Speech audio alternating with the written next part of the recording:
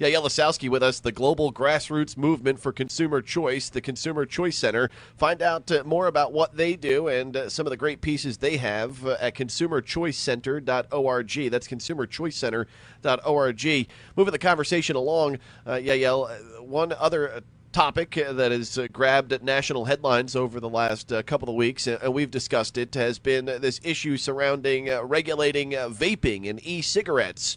Why has this conversation and why has the media, even the president in some cases, why have they come out with a stance that has been completely misleading to the public and ultimately, will hurt, once again, free market choice by people who are trying to, well, in some cases, get away maybe from traditional cigarettes in the form of vaping, when in fact most of these illnesses, and not one story that I can find brings up the fact that a majority of these illnesses are occurring because the cartridges that they're vaping with come from the black market and are not regulated, as many of the vaping stores are highly regulated by the FDA. Yeah, I mean, if anyone who's listening has looked around their town lately, there's plenty of mom and pop vape shops. These stores have been in existence now for about a decade, and they've been offering people a means and a way to quit smoking. You have this vapor, this e-liquid that has been contrapted with this device that allows people to consume nicotine, which is exactly what people who smoke are addicted to wean off of traditional cigarettes, which is great, wonderful for public health. It's actually encouraged by health ministries around the world, including in the United Kingdom. And you've had this now for about a decade.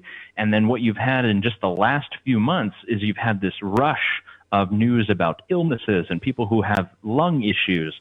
And when they're doing a lot of the research, they're actually figuring out that most people who are getting these diseases and who are hospitalized actually purchased these black market illicit cartridges that were filled with THC. So essentially, people are trying to get high off of the illegal product, and they're adapting this to some kind of vape device.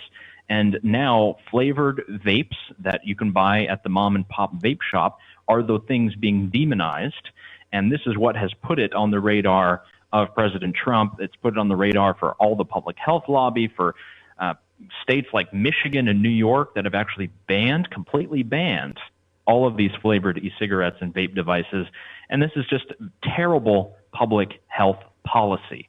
We know exactly what the problem is, as many studies have shown, and there's a very good, intense study actually done in Wisconsin and Michigan that showed that virtually 95% of all of the cartridges that people were vaping and then became sick from were all illicitly made, where just a ring of guys would buy cartridges off Alibaba or eBay and just fill them with whatever and sell them on the street. That is far away from the legal vape devices that people are buying, not only at mom and pop vape shops, but also down at the convenience store, at the QT, at whatever gas station. So we've had this kind of huge misinformation campaign, and a lot of people are profiting off of this. There's a lot of people who are now being covered in the press. You have all the anti-tobacco groups that are trying to link this to tobacco, and it really all comes down to trying to go against the big companies like Juul, because they have the capture of the e-cigarette vaping market, and they are enemy number one. And this is really problematic, not just because obviously it's bad law, but because this is actually going to hurt people's health. If you're someone who would like to quit smoking, you're not going to have this option anymore. It's only going to be pharmaceutical options. It's only going to be patches. And basically after that, it's just quitting cold turkey. And that's going to be very difficult, as anyone who's ever smoked knows. Yaël Ossowski with us here this morning. We are 18 minutes past the hour. Yaël, why do you think that there's been so much misinformation in how this story has kind of formed and has grabbed national headlines? I mean, you mentioned it just briefly as far as some groups that are attaching themselves to it. Also, attorneys looking to make some money, of course, off maybe lawsuits that could be put on some of these vape brands. What else and why would the media kind of twist and turn this story to kind of try and impact the public mindset surrounding this?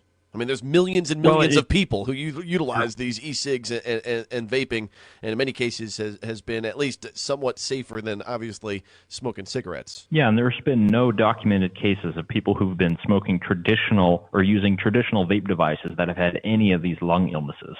So as to, what's behind this, who's behind it, I think it's just, this need to have a bad guy who's in the room that everyone can kind of join up and hold hands and go against and try to legislate against.